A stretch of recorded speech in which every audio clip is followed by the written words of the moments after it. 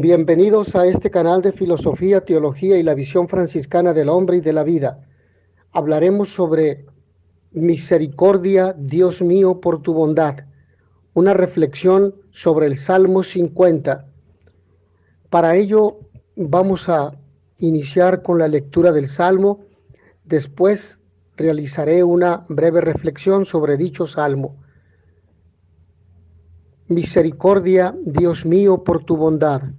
Por tu inmensa compasión borra mi culpa, lava del todo mi delito, limpia mi pecado, pues yo reconozco mi culpa, tengo siempre presente mi pecado, contra ti solo pequé, cometí la maldad que aborreces.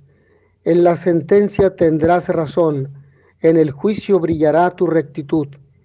Mira que en la culpa nací, pecador me concibió mi madre. Te gusta un corazón sincero y en mi interior me inculca sabiduría. Rocíame con el hisopo, quedaré limpio. Lávame, quedaré más blanco que la nieve.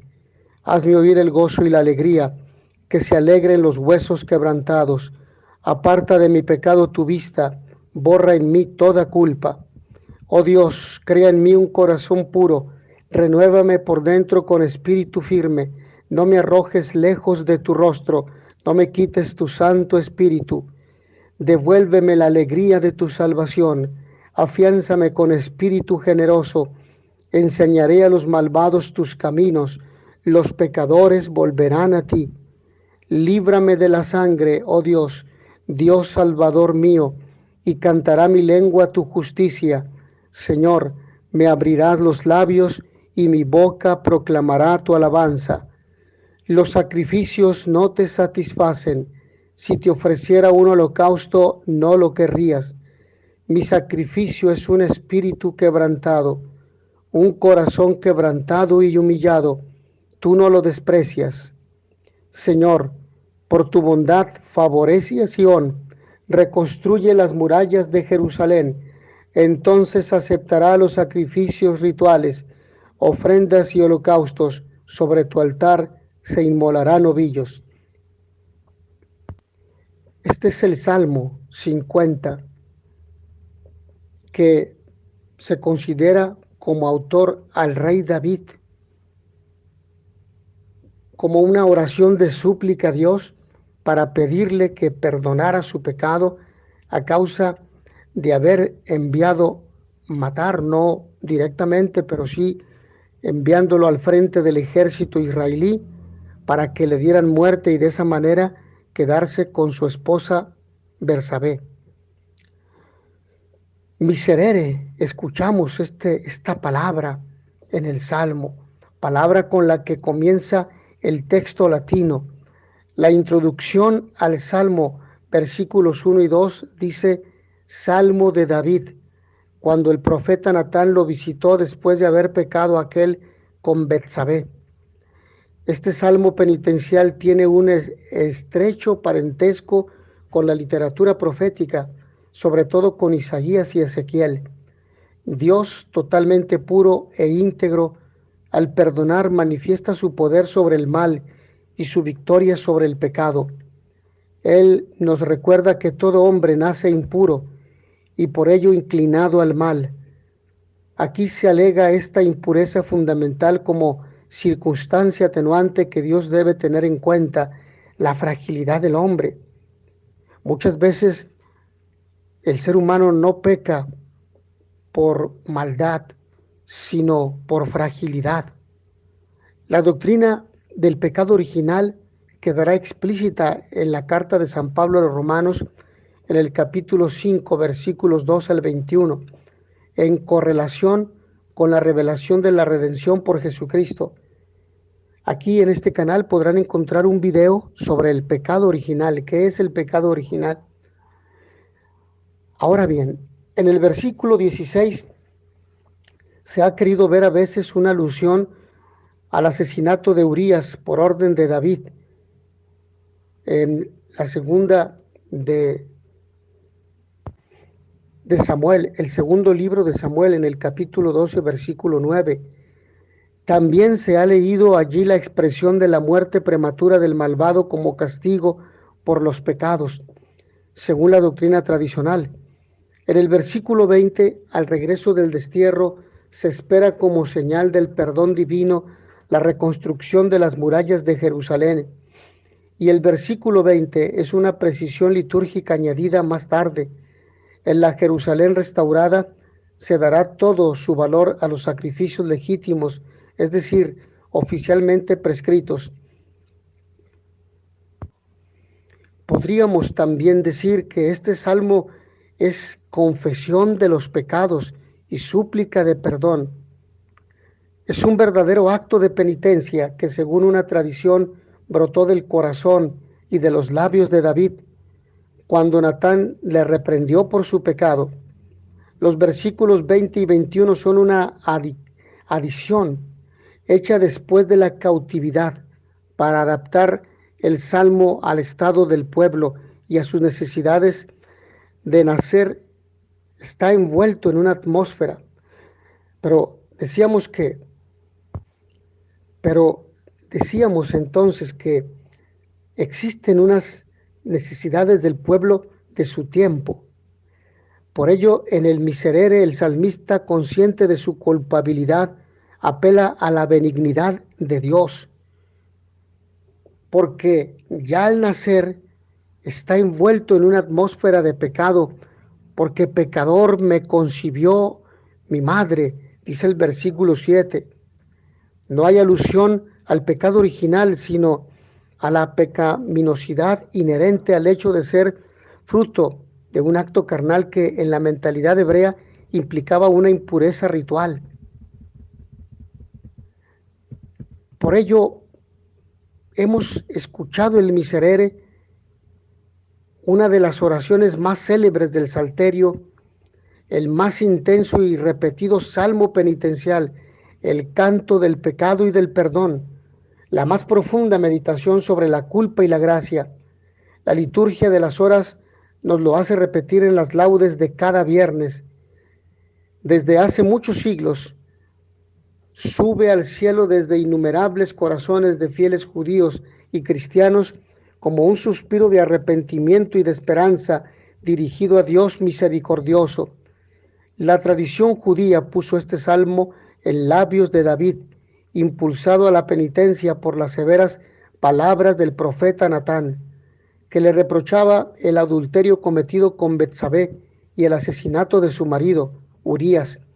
Sin embargo, el salmo se enriquece en los siglos sucesivos con la oración de otros muchos pecadores que recuperan los temas del corazón nuevo y del Espíritu de Dios infundido en el hombre redimido, según la enseñanza de los profetas Jeremías y Ezequiel.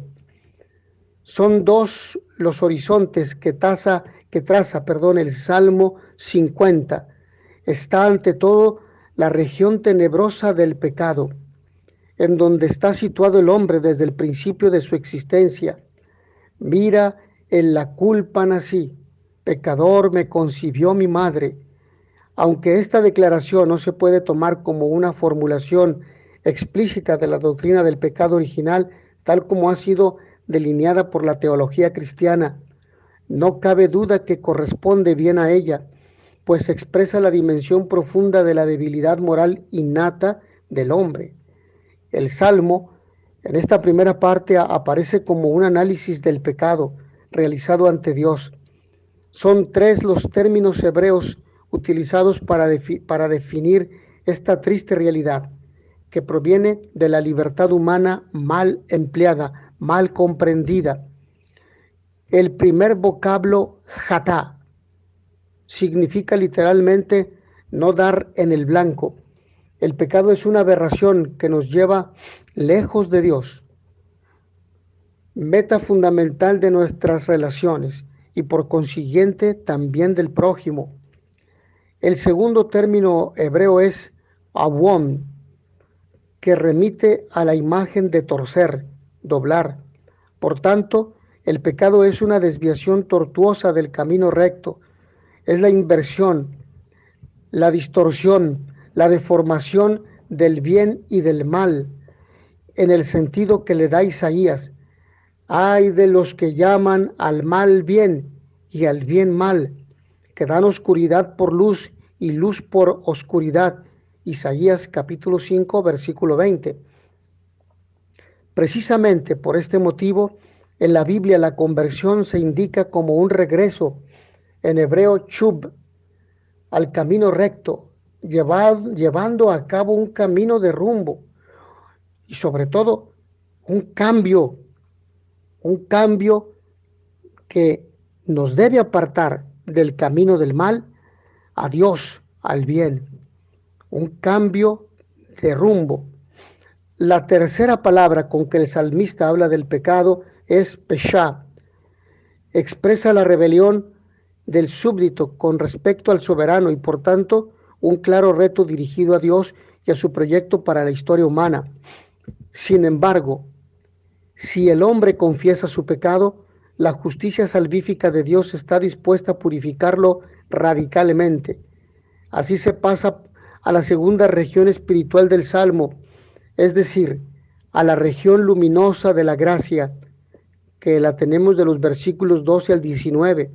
En efecto, a través de la confesión de las culpas, se le abre al orante el horizonte de luz en el que Dios se mueve. El Señor no actúa solo negativamente, eliminando el pecado, sino que vuelve a crear la humanidad pecadora a través de su espíritu vivificante. Infunde en el hombre un corazón nuevo y puro, es decir, una conciencia renovada, y le abre la posibilidad de una fe límpida y de un culto agradable a Dios. Orígenes habla al respecto de una terapia divina que el Señor realiza a través de su palabra y mediante la obra de curación de Cristo. Como para el cuerpo de Dios preparó los remedios de las hierbas terapéuticas sabiamente mezcladas, así también para el alma preparó medicinas con las palabras que infundió, esparciéndolas en las divinas escrituras. Dios dio también otra actividad médica, cuyo médico principal es el Salvador, el cual dice de sí mismo: no son los sanos los que tienen necesidad de médicos, sino los enfermos. Él era el médico por excelencia, capaz de curar cualquier debilidad, cualquier enfermedad. La riqueza del Salmo 50 merecería una exégesis esmerada de todas sus partes, es decir, una interpretación conforme al magisterio de la Iglesia. Es lo que haremos cuando volverá a aparecer en los diversos viernes de las laudes. La mirada de conjunto que ahora hemos dirigido a esta gran súplica bíblica nos revela ya algunos componentes fundamentales de una espiritualidad que debe reflejarse en la existencia diaria de los fieles. Ante todo está un vivísimo sentido del pecado, percibido como una opción libre, marcada negativamente a nivel moral y teologal. Contra ti solo pequé, cometí la maldad que aborreces, lo que nos dice el versículo 6.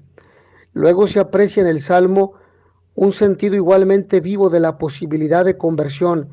El pecador sinceramente arrepentido, versículo 5, se presenta ante toda su miseria y desnudez ante Dios, suplicándole que no lo aparte de su presencia, lo que dice el versículo 9.